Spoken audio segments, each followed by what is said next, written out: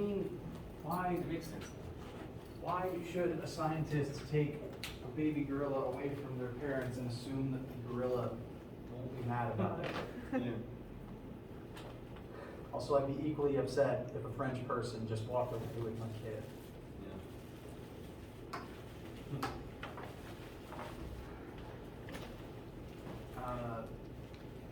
I got an email last night of a older documentary clip of some French scientist 30, 40 years ago was just holding a gorilla baby, and the gorilla's dad came running through the bushes, took baby, and ran away. The scientist was left unharmed. Very lucky man. How y'all doing? Good. Alright.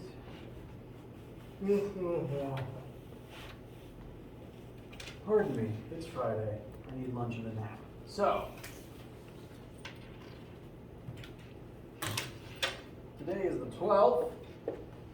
Chapter 7 homework and quiz is due on the 15th, specifically at midnight, so you'll have a chance to come in with any questions you have to lecture on Monday. So do be working on the assignment. Today my plan is for us to officially conclude all of Chapter 7. The only really thing we have left is to apply universal law of gravitational to a few things. That's all that's left for 7, and with that, all the parts of the homework, you have everything you need to know to look at those. So do be working on the homework. Let me know any issues you have as you're working it.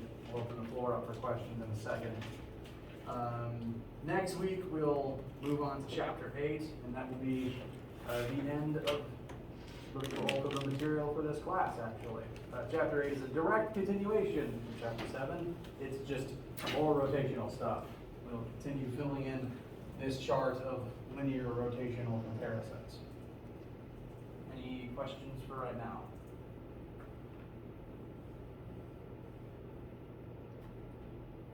All right. I do want to quickly mention at least one thing about the homework, because some students were asking me some homework questions earlier today. One of the questions they asked about was number 8, and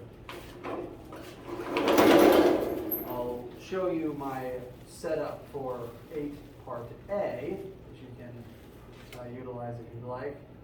Come on, drag, click, drag.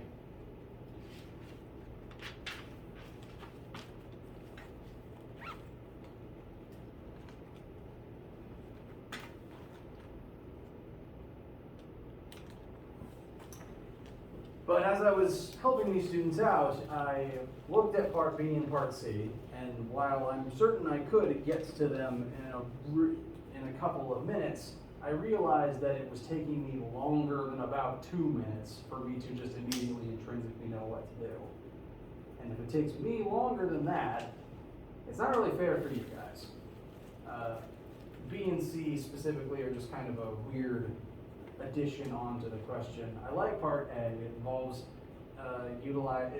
it's a centripetal force question that involves a little bit of trigonometry.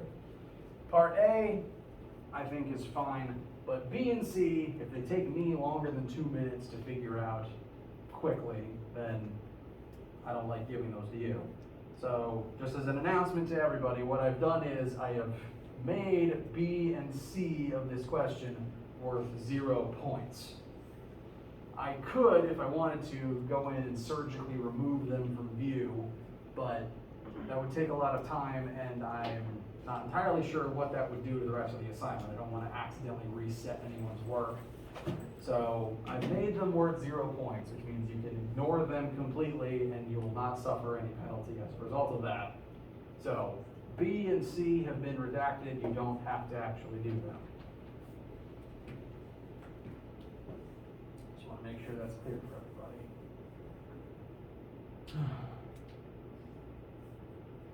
Any questions about this one or any other homework issues you've encountered thus far?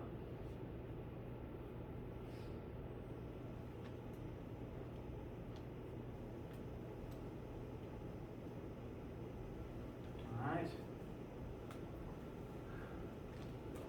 Good morning. minor announcement on the homework, there's a part of the assignment that I made worth 0 points because it's not fair. So 8, B, and C you don't need to do.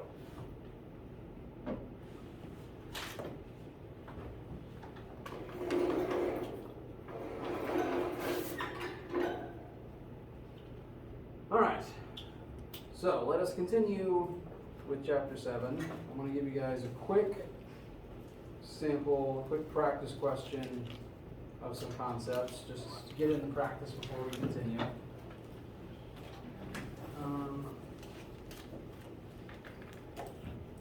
For those who might be unaware, historical slingshots, like the actual cartoon slingshot that involves pulling back on a rubber band and firing in a straight line, didn't exist historically because, well, they didn't have rubber bands. So the story of David versus Goliath using a sling was a very different type of apparatus. Historical slings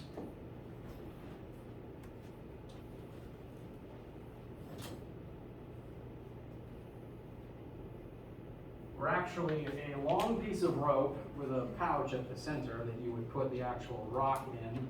You would fold it in two such that you were holding both ends and the rock was hanging in the pouch, and you would swing it over your head to get it up to speed.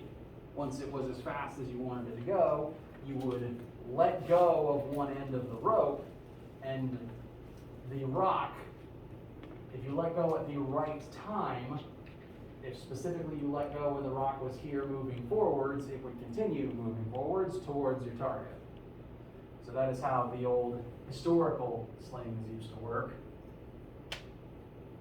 And that is specifically how David's sling worked when he went up against Goliath. So let's quickly analyze some of the mechanics of how that would actually go down. The radius of the sling, while folded up and in use, is reported to be about 35 centimeters. The rock in question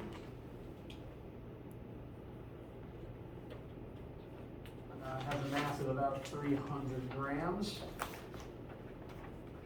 And let's say it took David approximately 1.5 seconds to speed up the sling from 0 meters per second to 50 meters per second.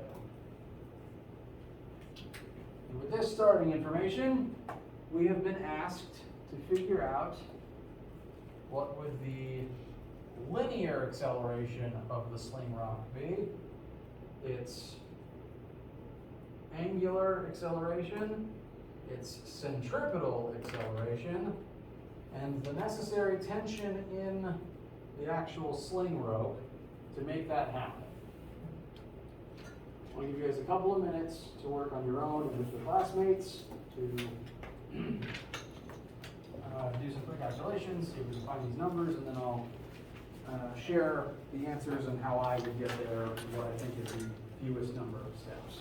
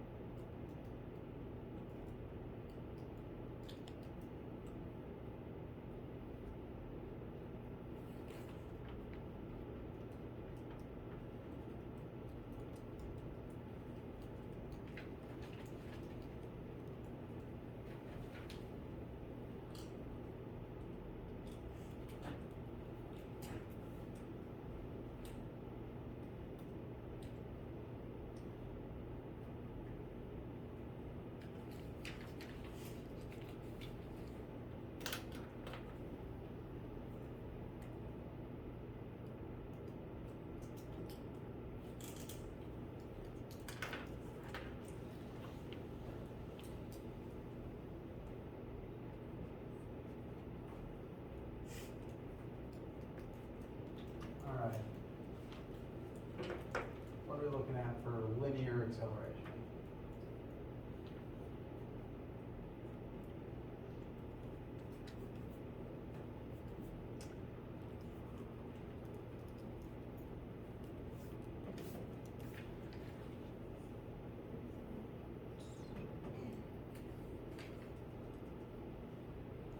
$33.3. Does anyone disagree? All right, very good. And that's linear acceleration, so that's going to be meters per second squared. Very good. For this one, we know the change in velocity and time. So the most straightforward thing to me is just fantastic for formula number 2, 50 divided by 1.5.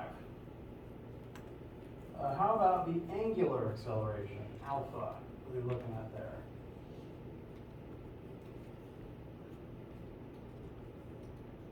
I got 0.95. 0.9? Okay. That's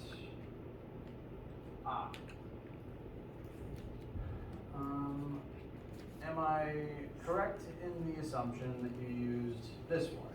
Very good. That is the one I would recommend. The one thing of note is our radius was given in centimeters, and we are going to want that in meters first. That conversion, I think, would set your answer to about 95.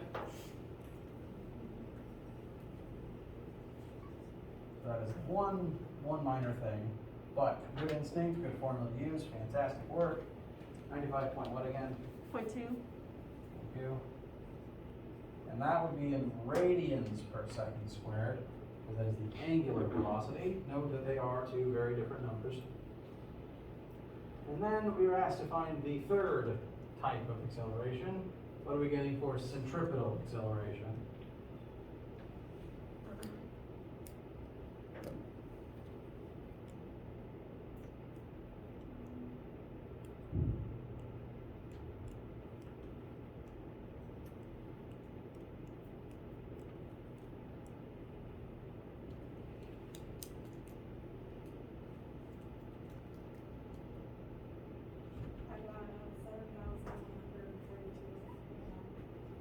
All right. Does anyone disagree with 7,100 and change? All right.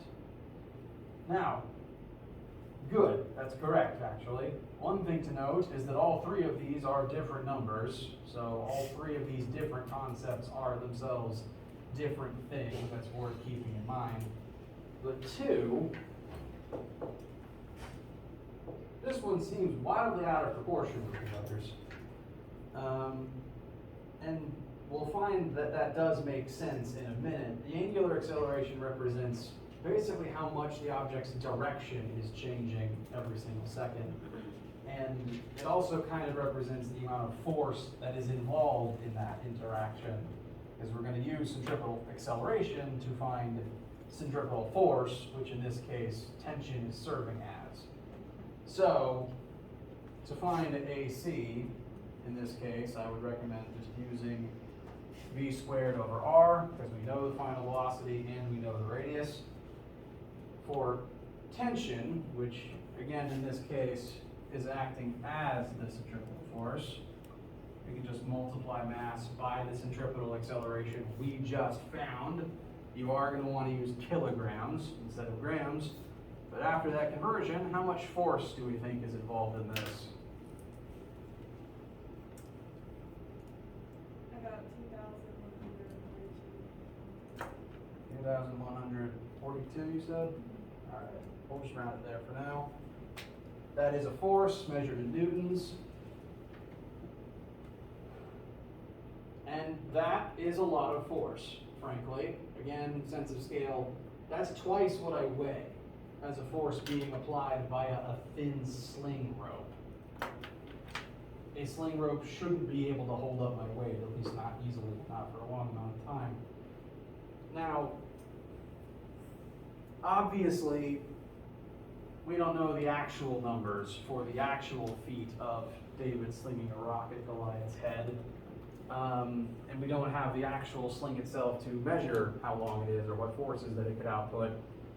But So a lot of smart people over the millennia since this event has taken place have thought critically about what must the forces involved have been to, knock a hole in the skull of a giant. So these numbers are believed to be plausible for something that could accomplish that feat. And that force is probably our first and best clue that, yeah, David wasn't the only thing powering that sling that day, in order to actually be able to pull something like this off. So that's kind of neat in my opinion, at least. We can put some numbers to that idea. And as for the actual, specifically the math part that we need to be able to replicate several times, how do you guys feel about that? All right. So, let us now utilize that centripetal force knowledge and pair it with universal law of gravitation knowledge. I believe we did talk at least briefly about this on Wednesday. And we're talking about this here because gravity does act as a centripetal force very frequently in space. Bless you. Now, Newton was very important to foundational European mechanics, mechanical physics, that is. I'd say one of the most famous things he's known for codifying is the laws of motion. He also did a lot of work into energy and work and the centripetal force formulas that we use. And all of those combine together nicely with this formula to lead towards one of the biggest advancements that at least is credited to Newton, is that we're able to now track objects in our solar system through the night sky. Because just knowing that objects tend to move in straight lines and knowing mass times acceleration equals force by itself is not enough to predict those things unless we are able to estimate what the centripetal force acting on Mars is, to then be able to use it in the centripetal force formula to estimate things like how fast it's moving. So all of it kind of pairs nicely together to create what was very important for European astronomers several hundred years ago. It was because of this formula in conjunction with the centripetal force formula that we were able to predict where every single planet in the solar system would be in the night sky with some margin of error and barring one or two exceptions. So historically very important, and even today, this formula will be important when it comes to your homework, because there's at least one question about you trying to find the orbit of Phobos, I think. That's one of Mars's moons. Deimos and Phobos. I'm struggling with my mythology on that one. And as we touched on before, this formula can be used to calculate the gravitational force between any two objects, because all objects with mass are always exerting gravity on every other object with mass. This is true of you and Pluto right now, as far away as it is.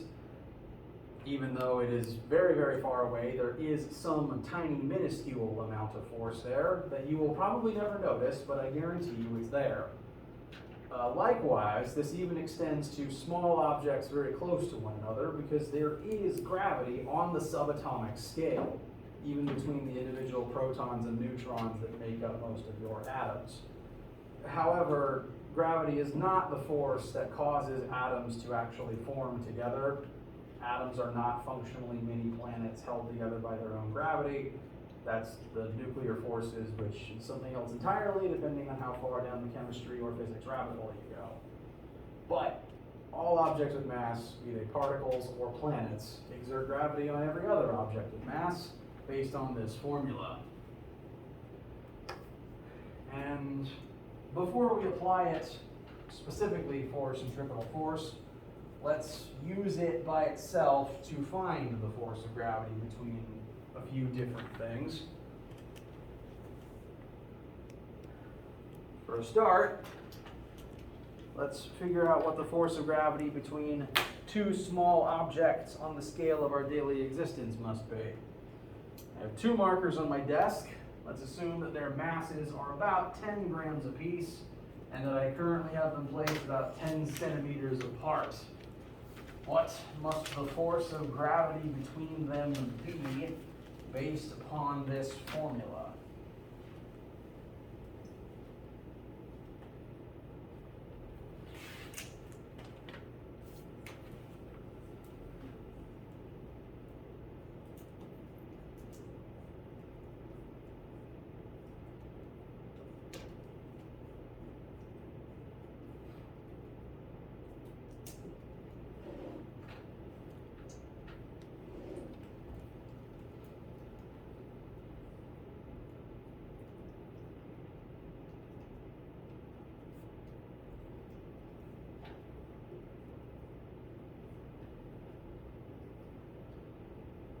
As you're plugging things into your formula, a couple of things worth noting. One, this formula does require two different objects that are some distance apart. That's why there's two masses present. You plug one mass in for M1 and the second in for M2. They are then some distance apart. This formula doesn't work for a single object because, broadly speaking, one object doesn't really exert gravity upon itself. It's not the whole object. It is also worth noting that, like with most of our formulas in this class, this one is designed to use kilograms for mass and meters for radius, distance.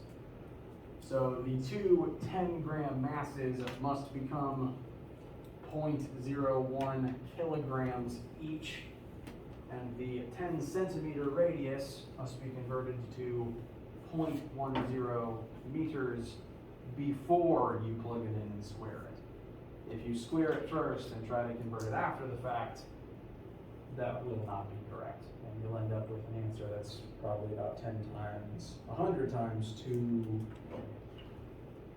big.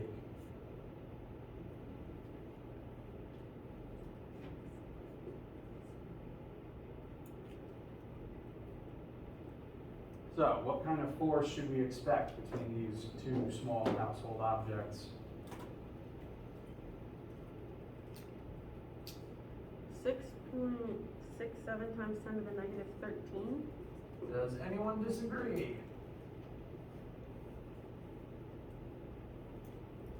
No disagreements? All right, fantastic, that is correct. Now, in your expert opinion, this is not a trick question, is that a lot of force? No, that is a very small amount of force. I doubt that's enough to even make one of your arm hairs twitch, let alone one that would register for your nerve endings. So, you, on a general level, do not detect the gravity from all of the mundane things around you on a day-to-day basis. The only gravity that you will ever meaningfully notice in your lifetime is probably the Earth, the gravity of the Earth acting upon you. So, for small objects, even ones that are very close together, the forces are going to be very, very small. Similarly, even big objects very far apart, the force will also be very small. Before we move on, I do want to address a couple of things about what this number would be applied. Like, what am I saying? I want to address a few things about how that number would be used realistically in an example. This formula will always give you a positive answer because you can only have positive mass to plug in, and even if you somehow had a negative radius, which shouldn't be possible, you'd square it and that would go away. So this formula will always give you a positive answer. That does not always mean that the force points forward, though. This formula is unique in that it always points inward from whatever the object's perspectives are. That means that M1 is going to get pulled towards M2 with this much force, and simultaneously, M2 will be pulled towards M1 with the same amount of force. It's not divided in two. Both objects are subject to the whole force. Similarly to how Earth pulls on you with a force equal to your weight, therefore you pull on Earth with a force equal to your own weight. So it is very much Newton's third law. The opposite, action, reaction, opposites. Questions so far?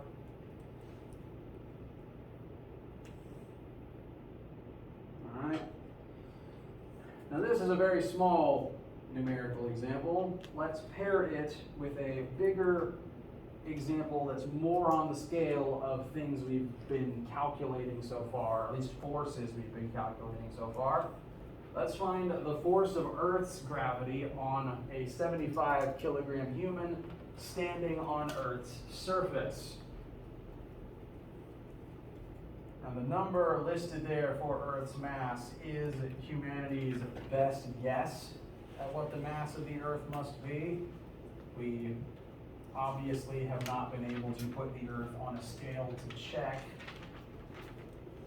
But a lot of smart people for a couple millennia now have been doing this math over and over again to get as good a number as possible, kind of reverse calculating it from other examples. So for this case, G is the same.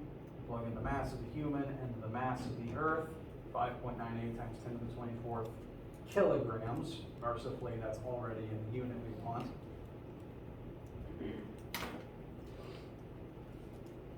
But I want to go ahead and address what might be a question about what to plug in for radius. Note your question, just first thing that pops into your head. Right now, what is the radius between you and Earth? 0? 0. You're sitting on Earth's surface right now. That's not a trick. So if you were to plug in the distance between your surface and the Earth's surface, that number would be 0. It might even be negative if this floor is underground, and it probably is, depending on what angle you burrow out at. If you plugged in a 0 right now, then the force of gravity would be either 0 or an error message. And we know that physically that's not what's happening. There is gravity between us and the Earth right now. The issue is that the radius you plug in here is not technically the radius between the surfaces of two objects. It is the radius between those objects' centers of mass. Now, your center of mass is not that far away from your own surface. Granted, from your feet to your core, that might be about a meter, but from Earth's surface to its core is a much more substantial unit of length. So, for the case of us on the surface of the Earth, the actual radius we would plug in is the radius of the Earth itself. This would be the approximate distance between us and the center of Earth's core. And that's actually where gravity pulls you towards, which is why gravity still works underground.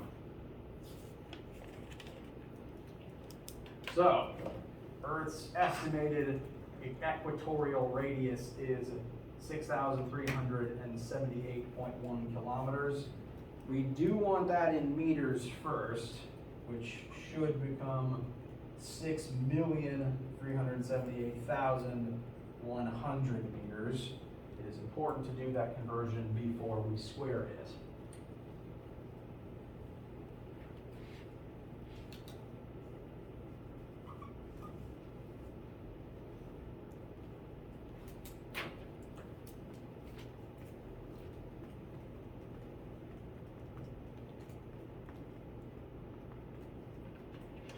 So, as a final result, the approximate force between a 75 kilogram human and the Earth should come out to be, within a reasonable degree of rounding, about 735 newtons, which is aptly on par with the types of forces we have been estimating so far for the weight of a human.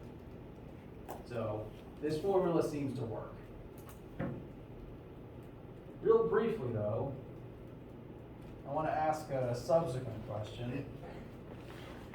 What would this person's weight be if we found it the old-fashioned way? Just mass times 9.8.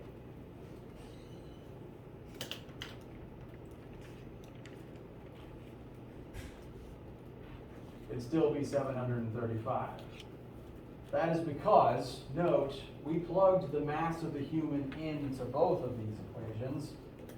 Therefore, G, the 9.8, is made up of gravitational constant times Earth's mass divided by Earth's radius squared. So very smart and nice people combined all those constants together to make 9.8. So this is literally just the simplified baby version of the bigger formula. Questions? All right. We'll pause here for a quick second because I need some water. And in a minute, we'll resume and look at how to use this specifically as a centripetal force in space.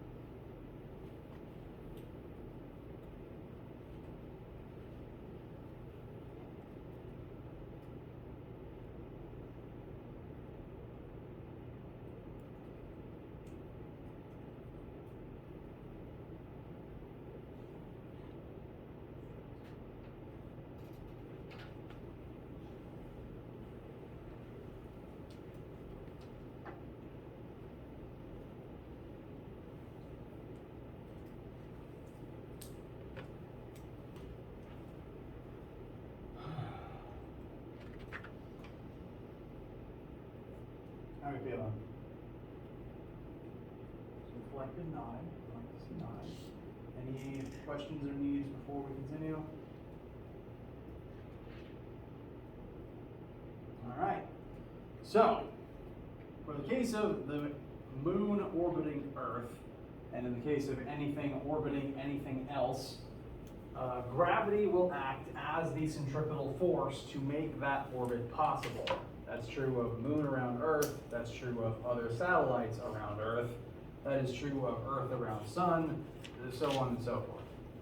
So for those specific cases, gravitational force is equal to centripetal force. Therefore, for any sort of space orbiting question, this is your starting point. From this point, we can further expand force of gravity to be big G times m1 times m2 over r squared. And we can expand centripetal force out into either of these versions. I've gone ahead and substituted in the centripetal acceleration formula. I just like to operate that way. Both of these are valid to use, and therefore we can kind of cut the middle part out and get to this point. Just set gravitational force equal to centripetal force. Now, for the case of the moon orbiting the Earth, a lot of very smart people have done a lot of very smart math over the years, and they've come to the conclusion that the moon's mass is probably about 7.36 times 10 to the 22nd kilograms. The Earth's mass is, as we used earlier, approximately 5.98 times 10 to the 24th kilograms, and that the moon, specifically the center of the moon, is specifically about 384 kilometers from the center of the Earth. Important footnote. And we, as a start, would like to use all of this information to figure out the rotational velocity of the moon. We want to know the rate at which the moon spins around the Earth.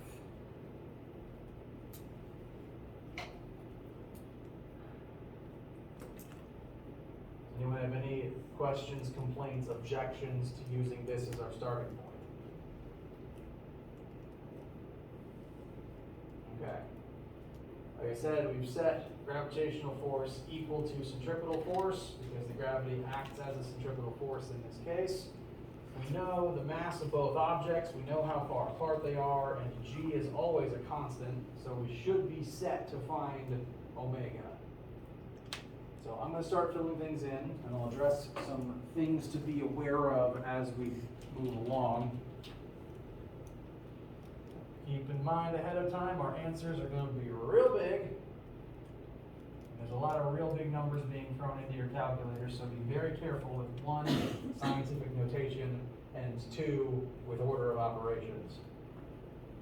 Big G is always 6.67 times 10 to the negative 11th.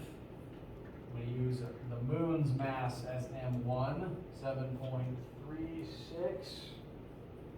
times 10 to the 22nd. And then mass 2 will be the Earth at 5.98 times 10 to the 24th. All that over the distance between them squared. So we do need to convert that big number of kilometers into meters first. Thankfully, that should just amount to adding 3 more zeros. So 384 million meters, which is a lot. For a sense of scale,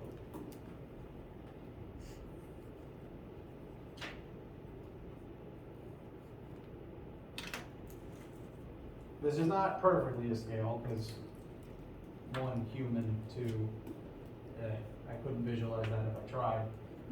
If this is the distance between the Earth and the moon, all the photos you've seen from the International Space Station, it orbits right about there. The moon's real far away, and it's still the closest thing to us that we didn't put there. So big number makes sense. So that's the radius, that's the gravity side taken care of. Then there's the centripetal force side. The question might come up, well, which mass am I using? The answer is the mass of the object that is orbiting. The moon is orbiting the Earth, so therefore we want to know the centripetal force acting on the moon. So this is the moon's mass, not the Earth's mass.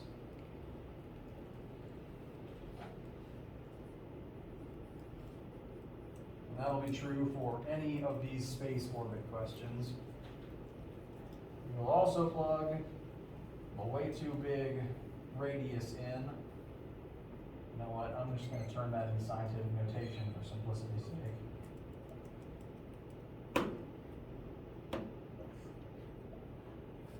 So that is the radius. It's the same radius as the other side. I just wrote it in scientific notation this time. And all that times omega squared. There's a lot of big numbers to throw around, but omega is the only unknown present, so we can find it.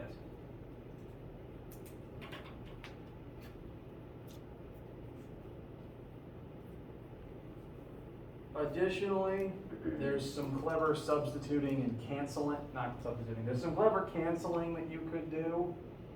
I want to at least show you the full version before I just start ripping things out though. If I was doing this in my own notes, and I only cared about finding omega,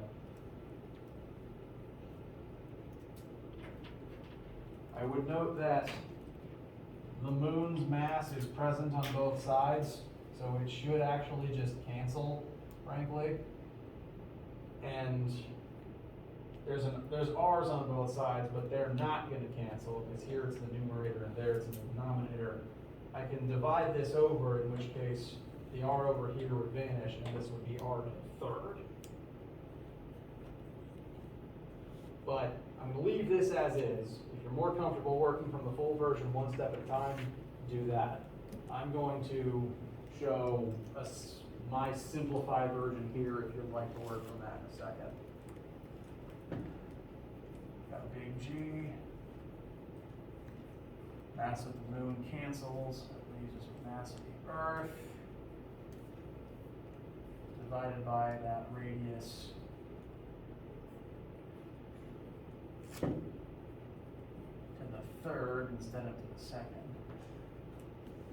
And that will all be equal to omega squared. So we canceled the moon mass and we brought the radius over.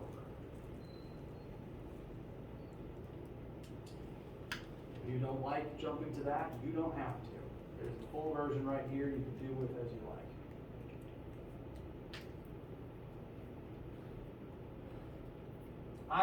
Either route you take, what's our omega?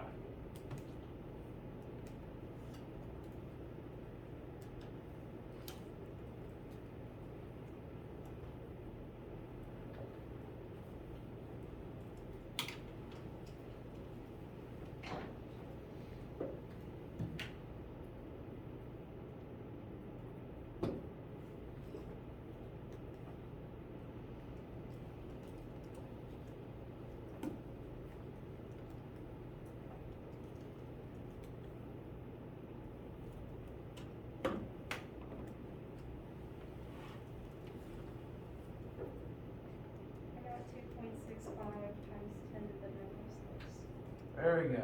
Does anyone's math disagree?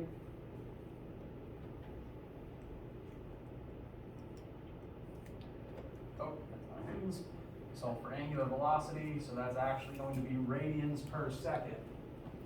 This tells us how fast the moon is orbiting the Earth. And at first glance, that might seem like a small number, which might make you think that the moon is very slow. However, that's the angular velocity. That tells us radians ticking around slowly per second in terms of changing angle length. That is not a metric for like in a straight line speedometer speed. If you converted that into linear velocity by multiplying by the orbital radius, then let's actually figure that out real quick. You'd get about over 1,000 meters per second. That's Mach 3 at least.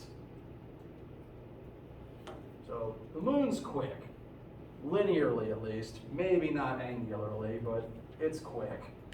And this would represent the angular speed that anything that distance from the Earth would need to orbit at to actually stay at that orbital distance. Yes? Can you explain how you got the cubes again? Yes, so we had r squared on the bottom of the left and r in a single r in the numerator at the top. We want omega by itself, so we're going to need to divide these two things over. That's going to put an m1 in the denominator, which will cancel with this m1, and that'll put an additional r down here with the r squared. And r squared times r is r cubed. Wouldn't you half that because they're that far apart? You you would find miles on the radius. No, that is the well, no, and here's why. Earth, Moon, the radius of the circle is the distance between Earth and Moon. So that is the number presented.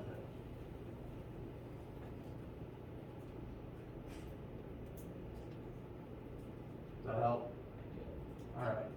So that is the angular velocity that we set out to find.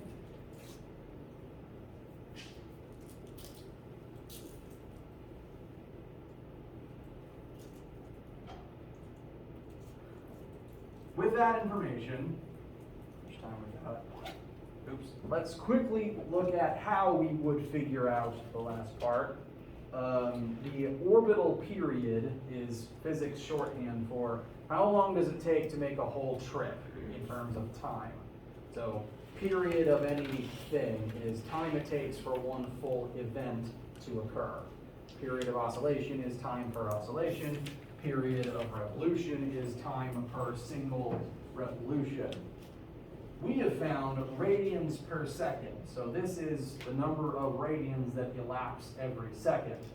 We can convert this into revolutions per second. We would simply go through a normal conversion, convert radians into revolutions to find that number. We end up dividing by 2 pi. But then the question remains, this is revs per second, and we've been asked for time. But specifically, time per revolution. Notice, seconds per revolution is the inverse of revolutions per second. So, angular speed, generally speaking, is the inverse of period of revolution. So if you can find angular speed in revs per second, you just want to invert it to find period of oscillation, period of orbit, excuse me.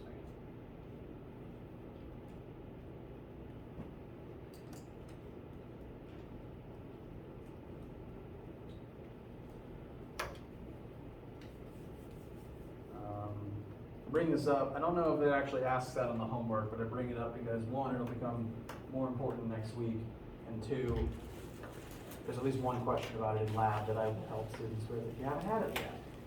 So, questions, comments, concerns, vague feelings?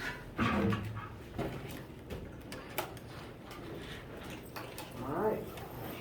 If you don't have lab today, have a fantastic weekend. If you do have lab today, I will see you soon, and I hope you have a fantastic weekend.